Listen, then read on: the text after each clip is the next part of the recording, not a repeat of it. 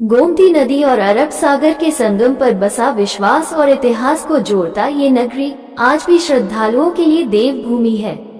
भारत के पश्चिमी तट पर लगभग 6000 स्क्वायर किलोमीटर में फैले गुजरात में सौराष्ट्र जिले की तरफ जब बढ़ते हैं तो सनातन धर्म का बखान करती धर्म ध्वजा ये संदेश देती हुई दिखती है कि यहाँ से साक्षात मोक्ष का पवित्र धाम शुरू होता है।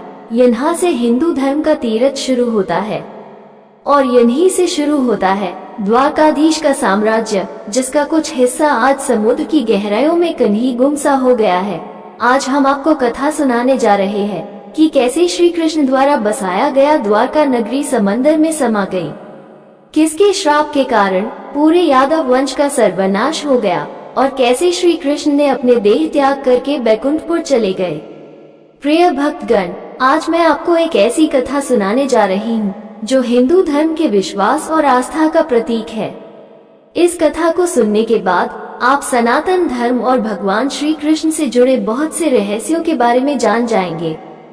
प्रिय भक्तगण, इस कहानी को आप आधा अधूरा छोड़ के जाने की गलती मत करिएगा, क्योंकि अगर आप ऐसा करते हैं तो भगवान श्री कृष्ण से जुड़े बहुत से रहस्यों को जानने से वंचित रह जाएंगे।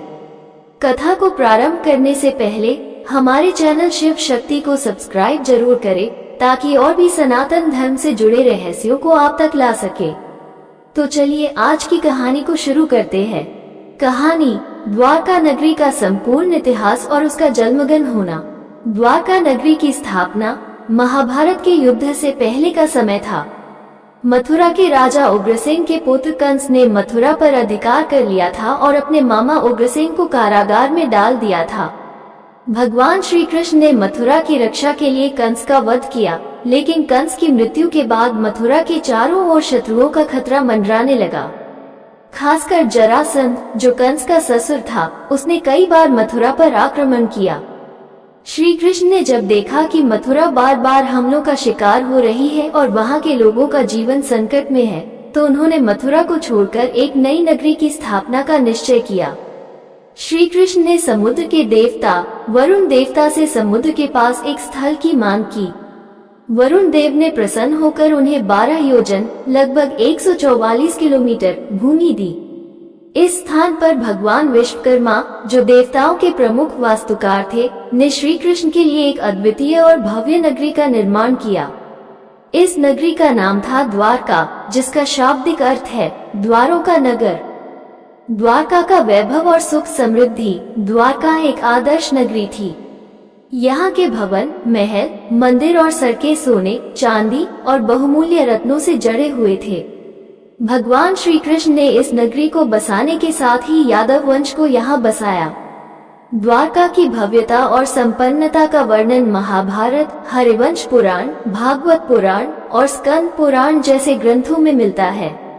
नगर में 16,108 महल थे, जो श्री कृष्ण की रानियों के लिए बनाए गए थे। ये महल सोने, चांदी और मणियों से सज्जित थे। यहाँ के लोग शिक्षित, सुसंस्कृत और धर्मनिष्ठ थे। द्वारका में लोग सुखी और समृद्ध थे। चारों ओर हरियाली और सुंदरता फैली हुई थी। महाभारत और द्वारका का पतन। महाभारत के युद्ध के बाद युद्ध से हुई हानि और विनाश से पूरे भारतवर्ष में अशांति फैल गई। युद्ध के बाद पांडवों ने हस्तिनापुर की बागडोर संभाली और श्री कृष्ण द्वारका लौट आए। लेकिन युद्ध के बाद की घटनाओं ने द्वारका और यादव वंश के लिए मुश्किलें खड़ी कर दी। गांधारी, जो कि कौरवों की माता थी, ने श्री कृष्ण को श्राप दिया था कि जैसे उनके 100 पुत्रों का नाश हुआ, वैसे ही श्री कृष्ण के वंश का भी नाश होगा। इस श्राप का प्रभाव तब दिखा जब यादव वंश के लोग आपस में लड़ने भिड़ने लगे। इस स्थिति ने द्वारका को विनाश के कगार पर ला खड़ा किया। यादव वंश का विनाश। एक दिन यादव वंश के कुछ युवकों ने ऋषियों का मजाक उड़ाते हुए एक खेल खेला। उन्होंने श्री कृष्ण के पुत्र साम को गर्भवती स्त्री के रूप में छिपाकर ऋषियों के पास भेजा और उनसे पूछा कि उसके गर्भ में क्या है। ऋषियों ने इस अपमान से क्रोधित होकर श्राप दिया कि उसके गर्भ से एक मूसल उत्पन्न होगा, जो यादव वंश के विनाश का कारण बनेगा। वास्तव में साम के गर्भ से एक लोहे का मूसल निकला।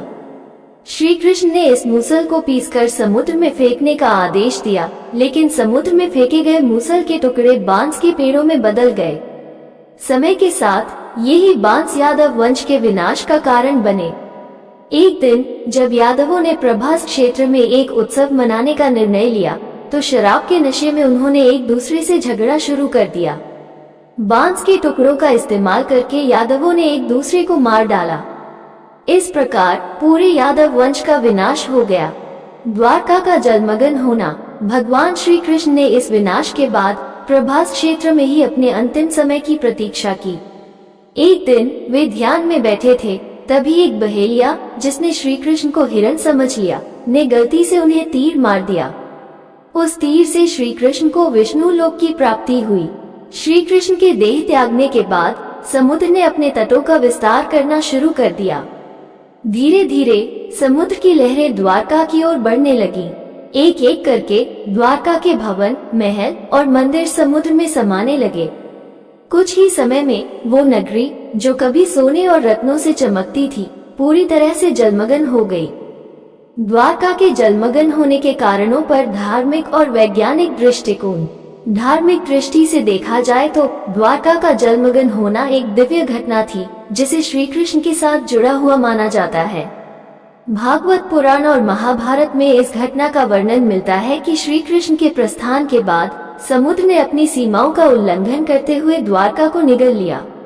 ये घटना भगवान की लीला का एक हिस्सा मानी जाती है जिसमें उन्होंने अपनी सृष्टि को समाप्त कर दिया। वहीं वैज्ञानिक दृष्टिकोण से देखें तो द्वारका का जलमग्न होना एक भूगर्भीय घटना थी। समुद्र तटों के निकट भूमि धंसने या समुद्र स्तर बढ़ने जैसी घटनाओं के कारण द्वारका नगरी समुद्र में समा गई। 20वीं सदी में की गई पुरातात्विक खोजों में समुद्र के नीचे द्वारका के अवशेष मिले जो इस बात की पुष्टि करते हैं कि यह नगरी वास्तव में अस्तित्व में थी और किसी प्राकृतिक आपदा के कारण जलमग्न हो गई। द्वारका का पुनः अस्तित्व।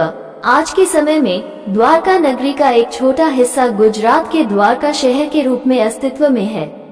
ये स्थान हिंदू धर्म के 4 धामों में से एक है और हर साल लाखों श्रद्धालु यहाँ भगवान श्री कृष्ण के दर्शन के लिए आते हैं। द्वारका के तट पर बने द्वारकाधीश मंदिर की गाथा इसी प्राचीन नगरी से जुड़ी हुई है। इसके अतिरिक्त समुद्र के भीतर पुरातात्विक खोजों ने ये प्रमाणित किया है कि प्राचीन द्वारका नगरी वास्तव में समुद्र के भीतर स्थित थी और यह किसी समय की एक समृद्ध और वैभवशाली नगरी थी। द्वारका नगरी का इतिहास और उसका जलमग्न होना एक महत्वपूर्ण कथा है जो भगवान श्री कृष्ण के जीवन और उनके वंश के अंत से जुड़ी हुई है। ये कथा हमें ये सिखाती है कि संसार में सब कुछ अस्थायी है, चाहे वो कितना भी समृद्ध और वैभवशाली क्यों न हो। द्वारका का जलमग्न होना न केवल धार्मिक दृष्टिकोण से महत्वपूर्ण है बल्कि यह हमें ये भी याद दिलाता है कि समय के साथ हर चीज समाप्त हो जाती है, चाहे वो कितनी भी महान क्यों न हो। इस कहानी को बोलते समय कोई त्रुटि हो तो मैं क्षमा चाहती हूँ। उम्मीद है आप सभी को ये वीडियो अच्छी लगी होगी। अगर आप श्री कृष्ण के सच्चे भक्त हैं तो चैनल को सब्सक्राइब और वीडियो को लाइक करके कमेंट में जय श्री कृष्ण जरूर लिखें।